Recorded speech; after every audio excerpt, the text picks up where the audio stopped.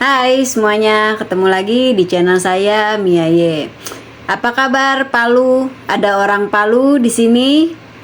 Kalau ada, sama-sama yang nonton yang lain, yuk kita telusuri sejarah etnik Tionghoa di Palu.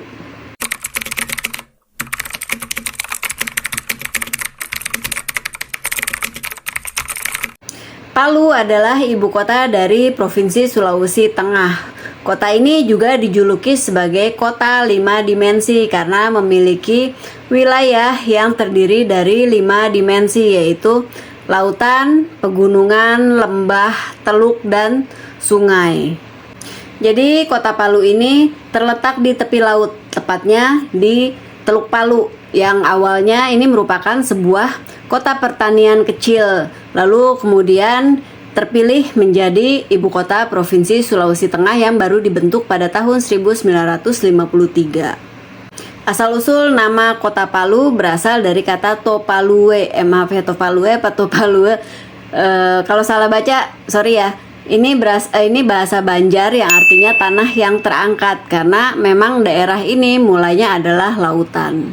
Di sini pernah terjadi gempa dan pergeseran lempeng atau disebut Palu Koro, yang menyebabkan wilayah yang tadinya lautan ini kemudian terangkat berubah menjadi daratan lembah yang sekarang menjadi kota Palu.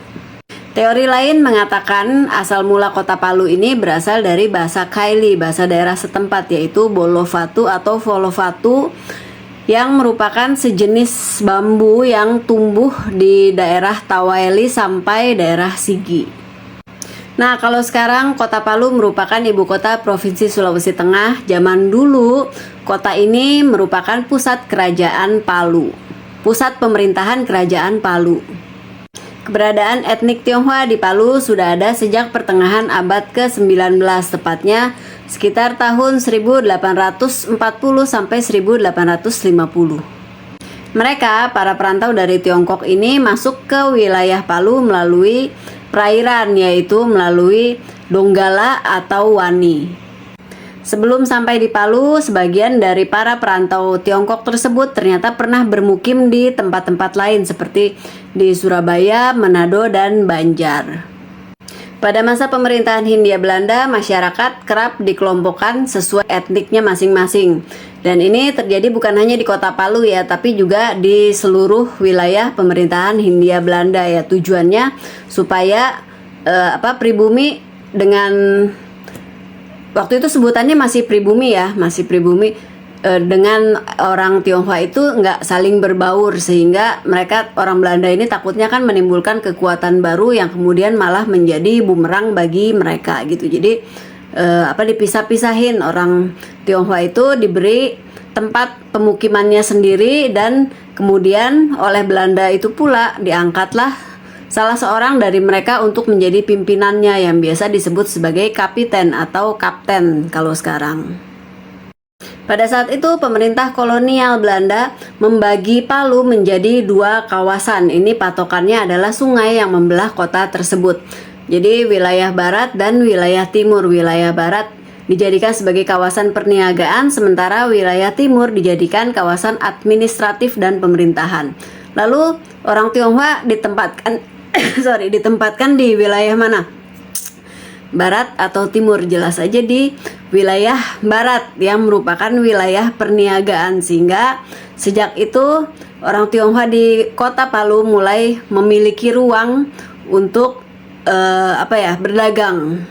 Pada dekade pertama abad ke-20, kota Palu menjadi semakin ramai. Jadi kawasan ini bukan hanya didatangi oleh etnik Tionghoa saja, tetapi juga dari bangsa lain seperti dari Arab.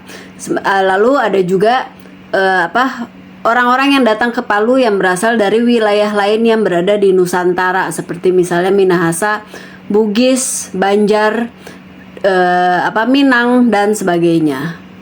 Dari situ dimulailah pembauran demi pembauran dari pendatang dengan masyarakat setempat, salah satunya melalui pernikahan, sehingga kemudian Palu menjadi rumah bersama dengan keragaman suku.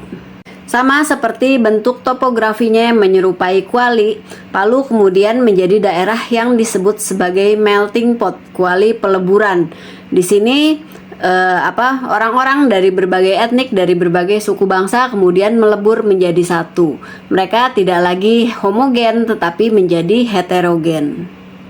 Menurut berbagai sumber, jejak perdagangan yang paling jelas terlihat di Kota Palu adalah adanya warung-warung kopi. Tempat tersebut dengan kopi susunya itu disebut sebagai jejak kuliner terbaik dari etnis Tionghoa yang berada di Palu. Selain melalui perdagangan, orang Tionghoa juga memiliki andil dalam bidang perdagangan. Ini terlihat dari adanya keberadaan Chunghua Xuexiao, sekolah Cina atau sekolah Tionghoa yang ada di Palu pada zaman dahulu. Jadi pada masa pemerintahan Hindia Belanda itu kan ada berbagai macam sekolah. Ada sekolah khusus berbahasa Belanda, ada sekolah Cina, ada sekolah khusus untuk orang-orang pribumi. Nah, demikian juga di Palu. Jadi pada saat itu di Palu ada sekolah Belanda, sekolah Cina, dan sekolah agama Islam.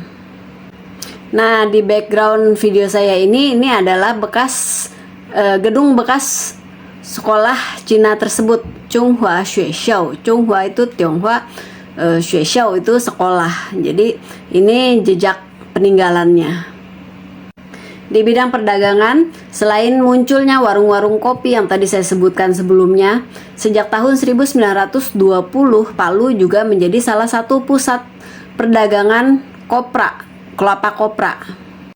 Orang-orang kemudian menjuluki para bos kopra dari etnik Tionghoa sebagai tauke. Kalau ini sih umum ya, di mana-mana juga orang Tionghoa, bos-bos Tionghoa itu disebutnya sebagai tauke. Kalau dalam bahasa Hokkien, kalau dalam bahasa Mandarin disebutnya sebagai laupan. Sampai hari ini keturunan Tionghoa yang berada di Palu hidup berdampingan dengan damai dengan penduduk setempat maupun dengan etnik-etnik lain yang berada di Kota Palu. Yang dari Palu boleh absen di kolom komentar di bawah ini. Kalau begitu, sekian dulu video hari ini. Semoga suka, semoga bermanfaat. Terima kasih yang sudah menonton video ini dan yang selalu mendukung channel ini. Lagi di video-video yang lainnya. Salam.